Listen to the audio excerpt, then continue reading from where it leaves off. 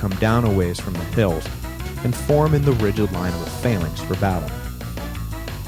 Flaminius had by this time lined up his own troops and led the Roman left personally against the Macedonian right, which was led by Philip.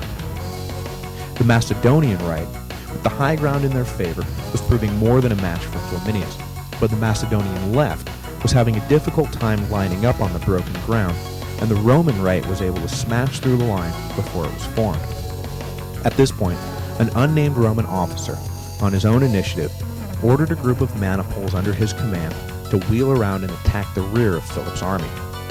Trapped in their phalanx, the Macedonians were unable to turn to face this new threat, and as soon as the new Roman force hit, the battle turned from a fair fight into a slaughter. Philip was able to slip away, but his army was decimated.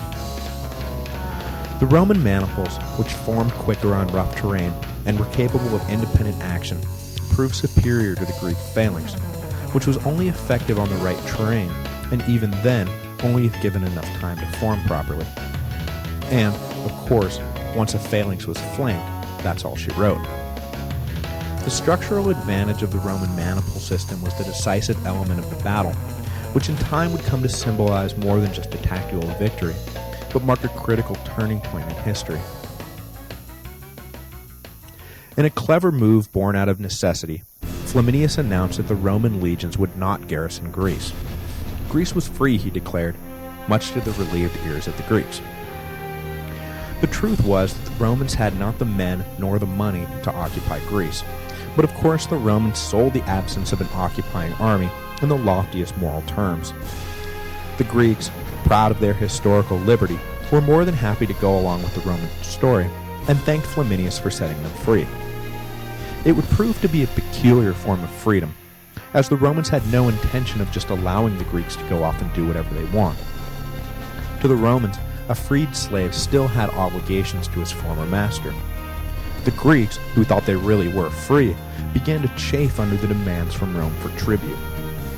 The tension between the allegedly free Greeks and the Romans would boil over soon enough, and after 50 years of sporadic fighting, all pretenses would be lifted, and Greece would be incorporated as a collection of provinces. The honeymoon period did not last long, and next week, the bitter Aetolian League, denied territorial concessions during the peace negotiations with Philip, would call upon the last best defender of Hellenistic power, Antiochus the Great, to enter Greece and free them from their not yet official bondage.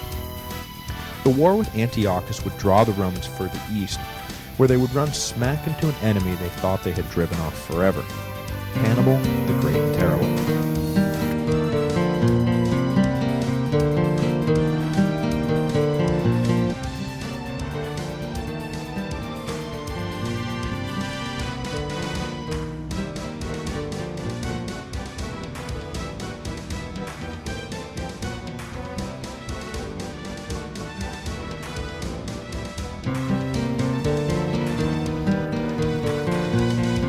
Hello, and welcome to the History of Rome.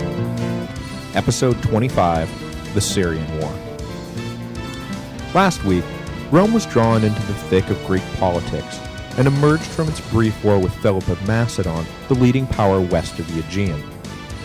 The hero of the Second Macedonian War, Gaius Flaminius, had declared Greece free from foreign interference, to the great joy of the proud Greeks. However, it was a peculiar form amongst the foreign powers Greece was free from. Soon enough, the Greeks would begin to look sideways at their liberators, who were fast becoming occupiers. A faction of Greeks, fed up with the Roman presence, would look across the Aegean to the only other power in the Mediterranean who could possibly expel the Romans, the Seleucid Empire of Syria, led by Antiochus the Great. Trouble began in 195 BC, the year after Flaminius' declaration. The Aetolian League, the collection of cities that had been Rome's first allies in Greece, felt they had not received the rewards they deserved for all the help they had given the Romans. All their aid for Rome had been given with the assumption that once they helped clear out Macedon, the Aetolian League would be handed control of Greece, with Rome withdrawing into the role of silent partner. But the generous Romans had not punished their Greek enemies at the bargaining table, and had left the existing power structure in place, granting the Aetolians no more control than they had prior to the war against Philip. Rome was well aware of the Aetolian grievances, and was also well aware that the Aetolians were entering negotiations with Sparta to form an alliance that could then offer itself to Antiochus if the Syrian king agreed to launch an anti-Roman offensive. Hoping to preempt an alliance, Flaminius led a force against Sparta and easily overran the outnumbered Greeks. The move was a tactical victory in the sense that it forestalled an Aetolian-Spartan alliance, but strategically the move backfired, turning Greek public opinion against Rome. If Greece was free, why was a Roman army attacking Sparta? If Greece was free, what was a Roman army doing here in the first place? The public relations crisis only ballooned from there. Friends of Rome in Greece were fast becoming an endangered species. At the same time Rome moved against Sparta, envoys, including the leading citizen of his day, Scipio Africanus, were sent to Antiochus in Syria to convince him to keep out of Greece. The Roman delegates announced their policy of Greek freedom and ordered Antiochus to stay on his side of the Hellespont. Antiochus was amused by these demands, pointing out that if Greece was so free, what were the Romans doing there? It was a fair point, and the Romans had no real answer for it. Antiochus sent the delegation away, telling them flatly that Roman demands regarding Greece were as absurd as Antiochus dictating policy to the Romans in Italy. They would each do well to mind their own business. But before the cordial visit passed into open antagonism, Antiochus greeted the Romans with all the honors due a visiting power. Present also, as a guest of Antiochus, was Hannibal, the scourge of Carthage, now living with the king in exile. In one of the most interesting face-to-face meetings of the ancient world, Scipio and Hannibal found themselves present at a banquet together. Scipio, perhaps needling Hannibal a bit, asked the Carthaginian casually who he thought were the greatest generals in history. Hannibal replied that he placed Alexander first, a choice Scipio heartily seconded. Next, Hannibal, needling the Romans back a bit, announced that Pyrrhus was his choice for second greatest general of all time, pointing out his succession of victories against the Romans. Hannibal then boldly declared that he put himself third on the list. Scipio, who was preparing for the satisfaction of Hannibal acknowledging that he was the better general, was shocked at the choice. How could Hannibal claim he was better than a man who had beaten him? As a way of reminding Hannibal of the outcome at Zama, he asked Hannibal, "And where would you stand if you had actually, beaten me?" Hannibal replied that had he beaten Scipio, he would place himself even above Alexander. A backhanded acknowledgement that beating Scipio would have indeed been a major accomplishment, but that the Roman general did not merit a place amongst the very best of all time. Scipio nursed his wounded ego, no doubt, by remembering that he was dining with the king of Syria as a leading representative of a great power, while Hannibal was dining as little more than a beggar. Who's the best general now, sucker? At the conclusion of the meeting between Syria and Rome, the two powers were at loggerheads. Both sides were being goaded by their allies in Greece to fight it out. The Aetolians were begging Antiochus to drive the Romans out of Greece, and the kingdom of Pergamum was egging Rome into attacking its neighbor Antiochus. Hannibal told the Syrian king he would gladly lead an invasion of Italy himself if given the troops and supplies. But no direct confrontation was forthcoming, so the Aetolians decided to press the issue by launching simultaneous attacks on 3 Roman allied Greek cities, each of which would serve as a safe point of entry for any Syrian army. They were repulsed in 2 of the cities, but welcomed by the citizens of Demetrius, who were fed up with the Roman presence. This action, coupled with the fact that the Romans were showing signs of stepping back from Greece, convinced Antiochus that the time was ripe for an invasion. He gathered 10,000 troops and sailed for Demetrius. When he arrived, however, 2 facts became immediately apparent.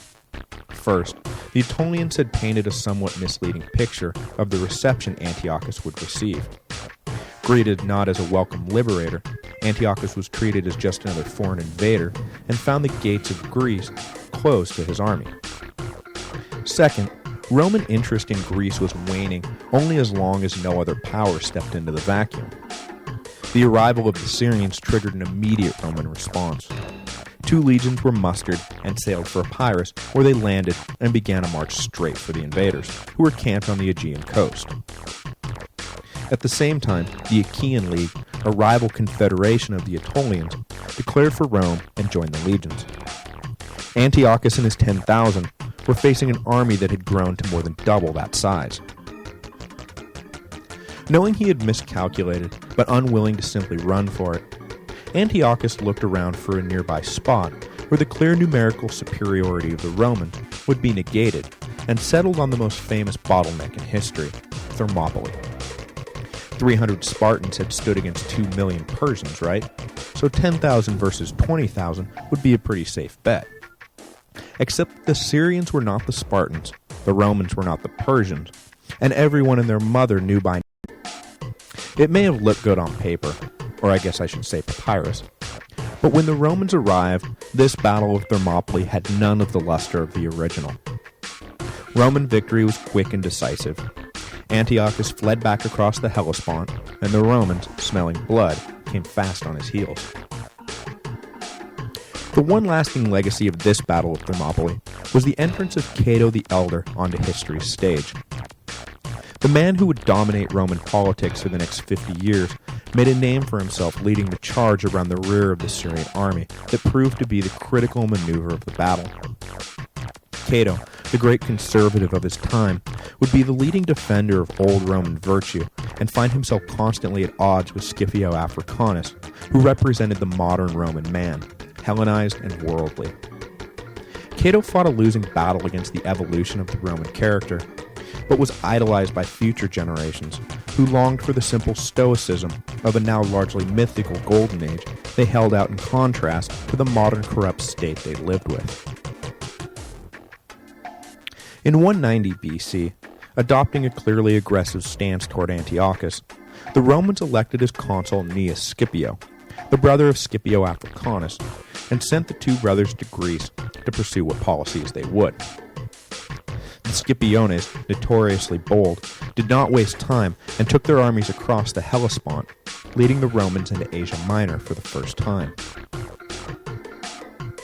As this was occurring, in the south, Hannibal, who had for reasons of court jealousy been left out of Antiochus's general staff, was relegated to commanding a small fleet of ships engaged with the Roman ally Rhodes off the coast of Asia Minor. The great commander, whose talents were clearly wasted, was unable to pry victory from the jaws of defeat and found himself routed by the Rhodesian navy. Who knows what would have happened if Antiochus had allowed Hannibal to lead his forces into Greece, or placed him at the head of the army that was about to be annihilated by the Scipione brothers. Maybe Roman inertia would have proved too much to overcome, but then again, maybe the Carthaginian general could have played a role in keeping the Romans bottled up in the west.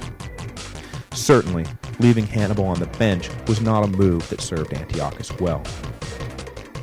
The decisive battle came at Magnesia, on the border between Pergamum and Syria in modern-day Turkey, where Antiochus had gathered 70,000 Syrian and mercenary troops. Against this force marched 50,000 Italians and a mixture of Greek allies. The numerical superiority of the Syrians was easily offset by the far greater talent of the Romans. The undertrained Syrians lacked the hard-nosed professionalism of the Romans, and the outcome of the battle was never in doubt. Antiochus's army was crushed, and the disparity between the 2 supposedly equal powers was thrown out into the open. With a victorious